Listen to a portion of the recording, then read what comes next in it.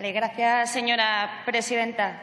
Señor Montoro, empiezo agradeciéndole que se haga cargo usted de esta interpelación. Sinceramente, por todo el respeto parlamentario que, por supuesto, le tengo, no entiendo por qué es el ministro de Hacienda quien viene a responder una interpelación urgente por la independencia en Radio Televisión Española. Lo suyo hubiese sido que fuese la vicepresidenta del país, que es su competencia, pero supongo que estará ocupada echando leña al fuego en Cataluña en nombre de los demócratas, como decía antes. Le agradezco, insisto, que se haga cargo. La verdad es que no nos hubiese gustado tener que salir hoy a defender la independencia de Radio Televisión Española, porque, como usted sabe, hace muy poquito, tan solo 3 meses, que aprobamos en este Congreso, por un acuerdo que también firmaron ustedes, una reforma de la ley del 2012 para revertir la cacicada que hicieron ustedes llamando las cosas por su nombre para nombrar a dedo al presidente de Radio Televisión Española sin consenso parlamentario, aprovechando su mayoría absoluta y, por supuesto, sin hacer ningún tipo de negociación con los trabajadores y con las trabajadoras de la casa. Así que lo que nos vemos obligados, dado que ese acuerdo se está poniendo en riesgo por parte de ustedes, veremos a ver si por parte del PSOE, esperamos que no, en el Senado, y las últimas noticias que demuestran cómo se está violando sistemáticamente desde que se aprobó ese acuerdo, o sea que sin sentido ninguno, la independencia de Radio Televisión Española, nos vemos obligados a recordarles como oposición que es un servicio público que pagamos entre todos y entre todas, los 350 que estamos aquí, toda la gente en sus casas, y, por lo tanto, es un servicio que pertenece a la gente y no a este Gobierno para hacer propaganda barata, rentable y un uso partidista de lo que es de todos y de todas. Y digo que nos hubiese gustado no tener que hacerlo, pero las noticias están demostrando, y los informes que desde entonces, estamos hablando solamente de 3 meses, desde el verano, dados todos los informes que el Consejo de Informativos, que, como usted sabe, es ese órgano independiente que tiene que velar por la independencia, por el cumplimiento del artículo 20 de la Constitución y por el Estatuto de la Información en Radio Televisión Española, nos han hecho llegar un sinnúmero de informes a la Comisión de Control para denunciar las malas prácticas, y como le han hecho preguntas sistemáticamente a su dirección y al Gobierno y no han sido contestadas, nos vemos obligados a hacerlo. Y nos vemos obligados, yo recordaba, miraba ayer unos vídeos en los que en esta misma legislatura usted le respondía a un diputado socialista sobre esto y le decía que es que el Gobierno no se puede meter en Radio Televisión Española para garantizar la independencia, y hablaba que tenía que ver también con una cuestión presupuestaria. Cumplir con un código ético no tiene nada que ver con los presupuestos, para adelantarme a lo que seguramente me diga, y, por supuesto, que tiene que ver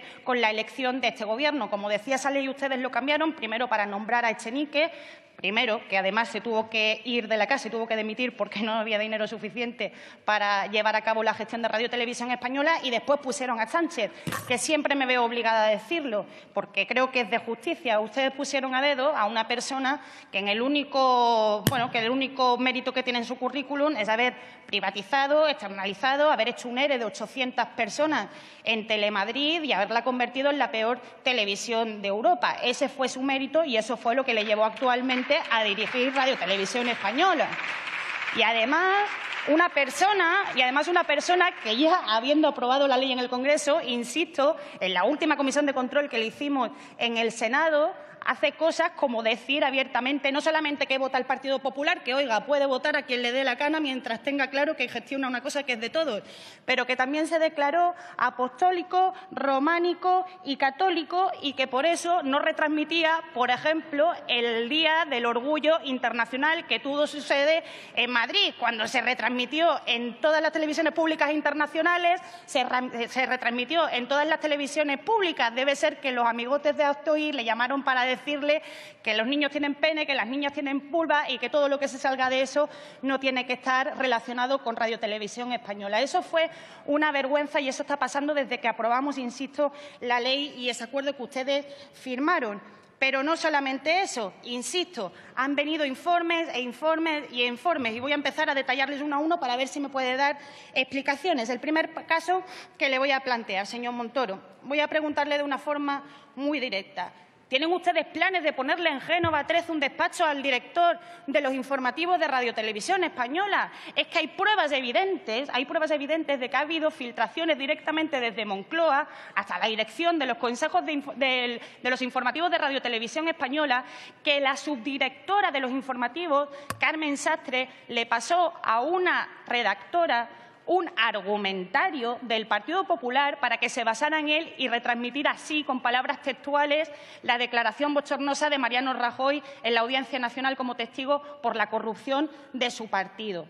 Hay tales pruebas de ello que la propia redactora tuvo que poner en Google, que vamos a ver, que el argumentario del Correo no ponía que era un argumentario del PP, le hizo falta una investigación tan exhaustiva como poner en Google el texto de la noticia. Y, oh sorpresa, mismo formato, mismos subrayados, misma letra, mismo contenido. Y como se pilla ante un mentiroso con un cojo, la redactora, qué vergüenza, señor Montoro, se tuvo que acoger a su derecho de no firmar la pieza. Entonces le pregunto, ¿le van a poner un despacho directamente en Génova? Porque sigo y no me voy de ese día.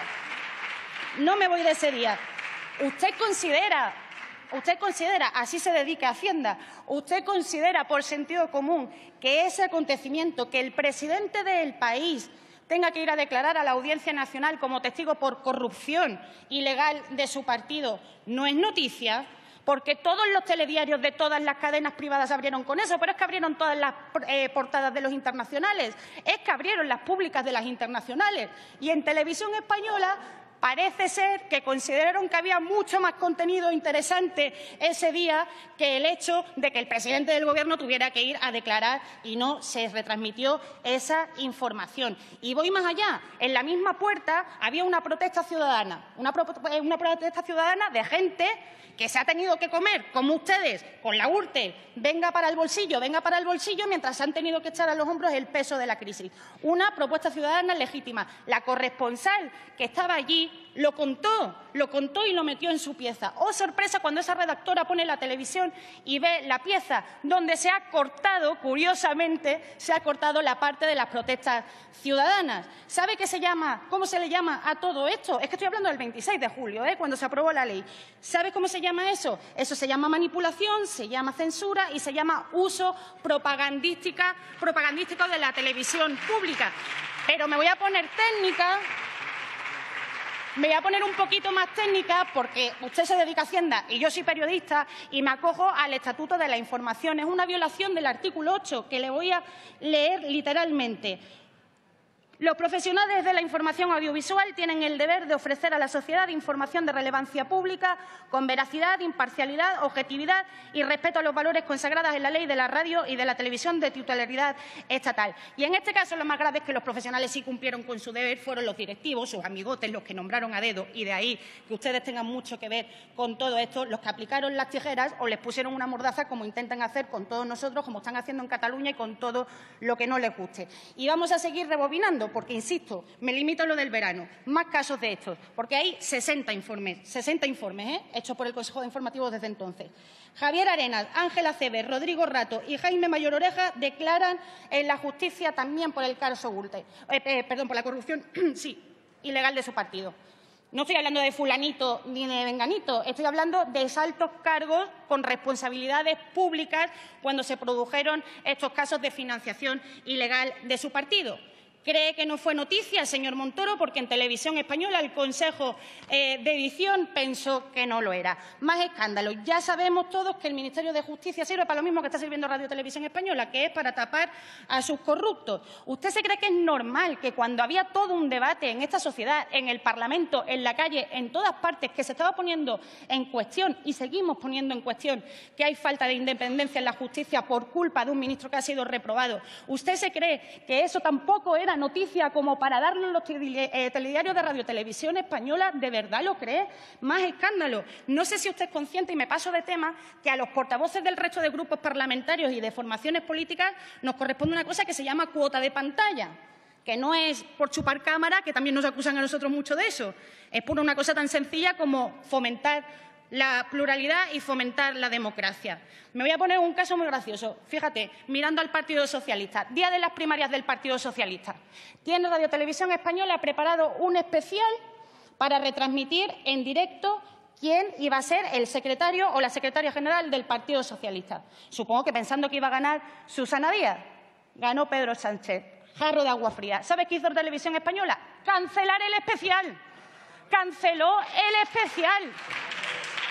Pero es que canceló el especial para emitir MasterChef, que oiga, que a mí me gusta, pero no sé yo si los entresijos de Miri y Jorge entre fogones son más importantes que quién va a ser el secretario general del Partido Socialista.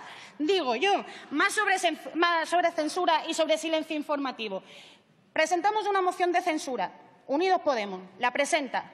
Bueno, esa noche hay un debate en la noche en 24 horas. ¿Quién va? Representantes de todas las formaciones políticas. ¿A quién nos invitan? O casualidad, a Unidos Podemos. Pero nos vamos solamente al lunes, día de la Diada. Día de la Diada. 3 horas de debate por la tarde durante la manifestación en Radio Televisión Española. ¿Hubo algún representante, algún dirigente independentista dando su versión de lo que está pasando en Cataluña? ¿Ha aparecido algún catalán independentista en el último año en Radio Televisión Española? ¿Cuál es la versión que tiene el pueblo español que ve Radio Televisión Española pagándola de sus impuestos? Lo que quieren ustedes, lo que quieren ustedes. Y sigo, pero sigo y ahora me voy a pasar de tema, que a mí este tema me gusta mucho. Me voy a pasar al nivel de los eufemismos. ¿Sabe usted cómo le llaman a Francisco Franco, al dictador Francisco Franco, en Radio Televisión Española? Caudillo. A día de hoy le llaman caudillo. ¿Sabe usted cómo se le llama a la financiación ilegal o a la caja B de su partido? Le llaman contabilidad no oficial. ¿Sabe cómo se describe en Televisión Española la comparecencia de Cristina Cifuentes para declarar también por la corrupción en la Comunidad de Madrid? Compromiso con la honestidad. Si esto no es manipulación, señor Montoro, si esto no es manipulación, que baje alguno de sus dioses y lo vea. Y ahora voy a pasar al turno que también me gusta todavía más, que es el de los movimientos de plantilla y el de las purgas, porque ustedes siempre nos echan tiritos, vamos a hablar de las purgas de verdad. ¿Qué pasa si es usted director de Televisión Española en un centro territorial y te pillan en una grabación hablando de cómo manipulas para beneficiar al Partido Popular? Que te ascienden. Eso le pasó al director de Televisión Española en Murcia. Ya termino, señora presidenta, es mi último punto. Dijo textualmente en la grabación: las directrices las marco yo, absolutamente yo doy la información. Ahora, la información yo la doy como quiero darla. Toda la gente díscola de momento es disciplinada. Me ha costado lo mío, porque me ponen a parir fuera de aquí. Pero precisamente por eso, porque me están poniendo como un cabrón, ahora soy un cabrón y más que lo voy a ser. ¿Usted se cree que dimitió? ¿Le echaron? No, señor Montoro. Le ascendieron y le pusieron en un puesto de responsabilidad hace 2 semanas en el 24 horas. ¿Pero qué pasa si usted es editor del único telediario que no ha sido denunciado por manipulación, el único que se ha atrevido dentro de Televisión Española a sacar los audios de Fernández Díaz intentando construir pruebas políticas contra adversarios políticos, en este caso contra los catalanes? ¿Qué pasa si sigues un poco la ética periodística dentro de Radio Televisión Española? Que te cesan, que te quitan de responsabilidad y te delegan a donde no moleste. Señora Vera, tiene que usted estar acabando. Al editor de las 2 Noticias esta semana pasada. Pero, oh casualidad, ahí sí que ha contestado el director de los informativos, el señor Gundín, a las preguntas de los consejos de informativos. ¿Sabe qué dice? Que no es un cese por cuestiones políticas, que es para rejuvenecer la plantilla. Claro, para rejuvenecer la plantilla debe ser también que han puesto a Carlos Herrera a presentar un debate político.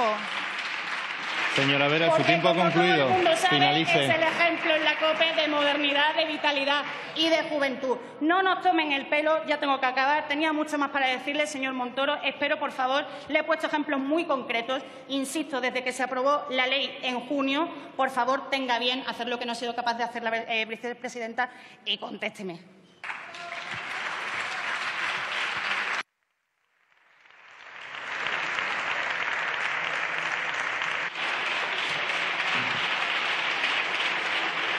A continuación.